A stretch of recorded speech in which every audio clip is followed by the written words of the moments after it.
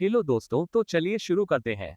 दोस्तों, इस मूवी का नाम है द ब्लू लेगून, जिसे 1980 में रिलीज किया गया था। ये कहानी तो ऐसे बच्चों पर आधारित है जो कि जंगल में फंस जाते हैं। इस आइलैंड पर जब वो धीरे धीरे बड़े होते हैं तब इनकी बॉडी में फिजिकल और हार्मोनल चेंजेस होते हैं और ये दोनों एक दूसरे की तरफ अट्रैक्ट होने लगते हैं। इन्हें कुछ भी समझ में नहीं आता है कि इनके साथ ऐसा क्यों हो रहा है और धीरे धीरे इन दोनों को एक दूसरे से प्यार हो जाता है। इसके बाद ये लोग इस आइलैंड पर क्या करते हैं, ये हमें मूवी में आगे देखने को मिलेगा। तो चलिए शुरू करते हैं। मूवी की शुरुआत में हम लोग एक शिप को देखते हैं जिसमें एक फैमिली यूरोप जा रही थी। यहाँ दो बच्चे भी हैं, लड़के का नाम रिचर्ड और लड़की का नाम ही मिली है। अब इनकी सीप बीच समुद्र में पहुंच चुकी है, लेकिन तभी इनकी सीप में आग लग जाती है, जिस वजह से इस शिप का कुक दोनों बच्चों को साथ लेकर एक छोटी शिप में चला जाता है। इस आग की वजह से ये लोग दूसरे लोगों को नहीं देख पाए और वो लोग शिप से बहुत दूर चले जाते हैं। ये लोग इस समंदर में अब अकेले थे। अगली सुबह जब ये लोग सोकर उठे तो इन्हें एक आइसलैंड नजर आता है। ये लोगों आइसलैंड को देखकर बहुत खुश होते हैं। इसके बाद ये लोग उस आइसलैंड पर जाते हैं जहां इन्हें पीने के लिए पानी और खाने के लिए बहुत सारे फल मिलते हैं। तभी पैडी को एक केन मिलता है जिसमें शराब होती है, लेकिन वही रिचर्ड को एक इंसानी खोपड़ी मिलती है। इसका मतलब यह है कि इस जगह में और भी इंसान आ चुके हैं। वो लोग ये सब देखकर बहुत डर जाते हैं और अब वो इन बच्चों को यहाँ से लेकर जाने की सोचता है। एक बार जब मिली लाल रंग की बेरी देखती है तब उन्हें खाने लगती है। तभी पैडी वहां आ जाता है और उसे इन बीन्स को खाने से रोकता है। वही बच्चों से ये कहता है कि पौधे बहुत जहरीले हैं और इसे खाने से इनकी मौत भी हो सकती है। धीरे धीरे पैडी रिचर्ड को मछली पकड़ना और घर बनाना सिखाता है, क्योंकि अगर इन लोगों को यहाँ रहना है तब इन लोगों को यहाँ जीना सीखना होगा। एक बार जब रात में पैडी शराब पी रहा होता है तभी उसे आइलैंड की दूसरी ओर से कुछ आवाज आती है। अगली सुबह जब पैडी वहां जाता है तब उसे वहां बहुत सारा खून दिखाई देता है। पैडी ये देखकर बहुत डर जाता है और भागकर वो बच्चों के पास जाता है और वो बच्चों को ये समझाता है, कभी भी आइलैंड के दूसरी तरफ मत जाना। अगली रात के पैडी शराब पीकर बच्चों के साथ बहुत मस्ती करता है, लेकिन जब इन बच्चों की आंख खुलती है तब ये लोग देखते हैं पैडी शराब लेकर आइलैंड के दूसरी तरफ जा रहा है। सुबह जब मिली और रिचर्ड पैडी को देखते हैं तब ये लोग उसके पास जाते हैं। उसके पास जाकर ये लोग उसे उठाते हैं, लेकिन अब पैडी मर चुका है। ये देखकर बच्चे बहुत डर जाते हैं और वापस से आइलैंड आ जाते हैं। अब ये दोनों काफी अकेले पड़ चुके हैं और इन्हें ये आइलैंड बिल्कुल भी अच्छा नहीं लगता है। इसलिए ये लोग इसे छोड़कर पास वाले आइलैंड पर चले जाते हैं, जहां पर पैडी की सिखाई हुई बातों को याद करते हैं और अपने लिए रहने के लिए घर बनाते हैं और अपनी जिंदगी को गुजार कर यहाँ कई साल बिताते हैं। अब ये लोग काफी बड़े हो चुके हैं। इन दोनों ने अब यहाँ रहना सीख लिया था। ये लोग इस आइलैंड में बहुत खुश हैं, क्योंकि अब ये इनका घर था। ये दोनों जवान हो चुके हैं और एक दूसरे की तरफ अट्रैक्ट होने लगते हैं। अब इनकी बॉडी में बहुत सारे फिजिकल चेंज से आते हैं और यहाँ इन दोनों के अलावा कोई भी नहीं था। इसलिए ये दोनों एक दूसरे को नोटिस करते हैं, लेकिन इन दोनों को इनकी फीलिंग समझ में नहीं आ रही थी और यहाँ ऐसा कोई भी आदमी नहीं था जो कि इन्हें इसके बारे में कुछ भी बता सके। एक दिन मिली पानी में स्विमिंग कर रही होती है। तब वो पानी में ब्लड देखती है, जिसे देखकर वह बहुत डर जाती है और वो तुरंत रिचर्ड को चिल्लाकर बुलाती है, लेकिन बाद में वो नोटिस करती है कि ये ब्लड तो उसकी बॉडी से ही निकल रहा है, क्योंकि ये मिली का पहला पीरियड होता है। जब रिचर्ड यहाँ आता है तब वह भी पानी में ब्लड देखता है। वो मिली से पूछता है, तुम्हें क्या हुआ है, लेकिन मिली उसे यहाँ से जाने के लिए कहती है। बाद में रिचर्ड मिली से पूछता है कि उसे क्या हुआ है और उसकी बॉडी से ब्लड क्यों निकल रहा था। मिली उसे कहती है, मुझे इसके बारे में कुछ भी पता नहीं है। रिचर्ड को ऐसा लगता है जैसे मिली को चोट लगी है, इसलिए वो ब्लड वाली जगह देखना चाहता था, लेकिन मिली उसे कुछ भी नहीं बताती है। इसके बाद रिचर्ड बहुत गुस्सा होता है और वहां से चला जाता है। जैसे जैसे समय गुजरता है ये दोनों एक दूसरे की तरह और भी अट्रैक्ट होने लगते हैं। मिली रिचर्ड की बॉडी को देखते रहती थी, वहीं दूसरी और रिचर्ड भी मिली को देखता रहता था। एक बार जब मिली घूम रही होती है तभी अचानक उसे एक मूर्ति दिखाई देती है।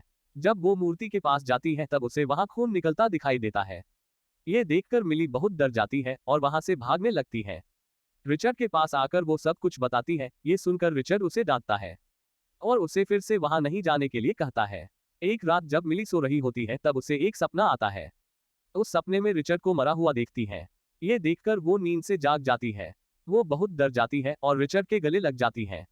वह रिचर्ड से कहती है, तुम मुझे खुद से कभी अलग मत करना।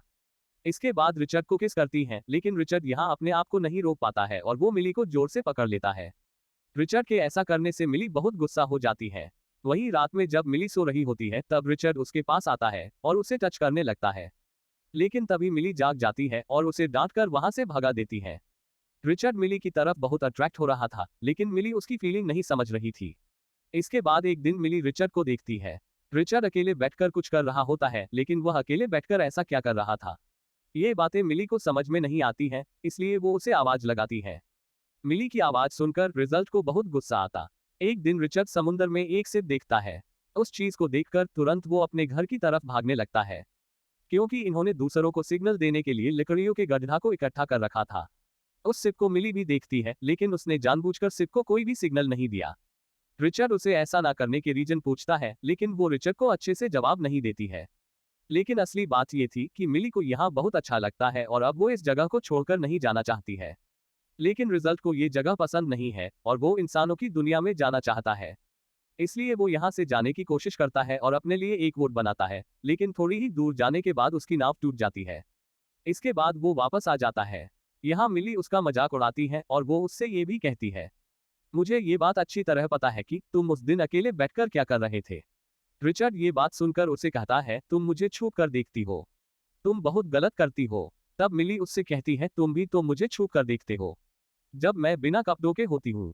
इस बात को लेकर इन दोनों के बीच में लड़ाई हो जाती है। घर के अंदर जाकर रिचर्ड मिली का सारा सामान बाहर फेंक देता है और अब मिली को एक छोटी सी गुफा में रहना पड़ता है। जब मिली पानी में घूम रही होती है तब उसका पैर एक जहरीली मछली के ऊपर आ जाता है, जिस वजह से वो बहुत बीमार पड़ जाती है। रिचर्ड ने मिली को बहुत दिनों से नहीं देखा है, इसलिए वो उसे देखने के लिए उसके पास जाता है।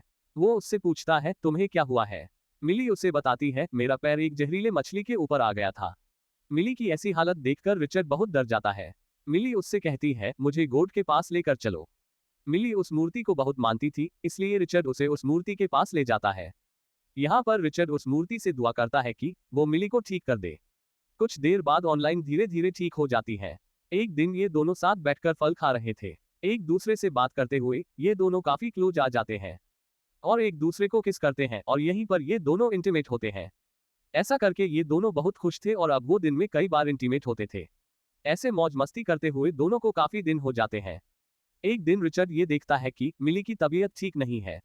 रिचर्ड उसके पास जाकर पूछता है, तुम्हें क्या हुआ है। मिली उससे कहती है, मैं बीमार हूँ। तभी मिली रिजल्ट से बोलती है, मुझे ऐसा लगता है जैसे मेरे पेट के अंदर कुछ है। रिचर्ड मिली के पेट पर हाथ रखता है, तभी उसे पेट के अंदर कुछ हलचल महसूस होता है। मिली अब प्रेग्नेंट हो चुकी है, लेकिन इन दोनों को ये बात पता नहीं थी और इन सब से दोनों बिल्कुल अनजान थे। एक रात रिचर्ड को कुछ आवाजें सुनाई देती हैं, इसके बाद वो भागकर वहां जाता है, जहां वो देखता है कुछ आदिवासी अपने रस्मों को पूरी कर रहे हैं और वो अपने गोड को खुश करने के लिए एक आदमी की बलि दे रहे हैं। ये देखकर रिचर्ड बहुत डर जाता है और वहां से भागकर मिली के पास आता है, लेकिन रास्ते में ही उसे मिली की चीखें सुनाई देती हैं। इसके बाद में रिचर्ड की मदद से मिली एक बच्चे को जन्म देती है। इस बच्चे को देखकर ये दोनों बहुत खुश होते हैं, लेकिन वो बच्चा बहुत रो रहा था। रिचर्ड को ऐसा लगता है जैसे ये बच्चा बहुत भूखा है, इसलिए वो उसे पानी पिलाता है। इतना छोटा बच्चा ना ही कुछ खा सकता था और ना ही कुछ पी सकता था, और इसके बारे में इन दोनों के पास कोई भी नॉलेज नहीं था। तभी मिली इस बच्चे को अपना दूध पिलाती है और वो बच्चा बिल्कुल शांत हो जाता है। ये दोनों बच्चे के साथ अब बहुत खुश थे और दोनों बच्चे से बहुत प्यार करते थे। कुछ महीनों के बाद वो बच्चा बड़ा हो जाता है। एक दिन जब ये तीनों खेल रहे होते हैं तभी रिजल्ट के फादर उसे आइलैंड पर पहुंच जाते हैं। ये लोग रिजल्ट को देख लेते हैं, लेकिन उन लोगों को ऐसा लगता है जैसे वो कोई यहाँ का आदिवासी है, इसलिए वो लोग अपने सिप को मोड़ लेते हैं और वहां चले जाते हैं। ये दोनों भी उस सिप को जाते हुए देखते हैं, लेकिन ये लोग उसे आवाज नहीं देते हैं, क्योंकि अब ये लोग भी यहाँ रहना चाहते हैं। एक दिन ये लोग बोट की मदद से उस पुराने वाले आइलैंड पर जाते हैं, जहाँ पैडी के साथ सबसे पहले आए थे। इसी बीच वो बच्चा जहरीला बेरी को तोड़ लेता है और ये बच्चा इन बेरीज को अपने साथ बोट पर ले जाता है।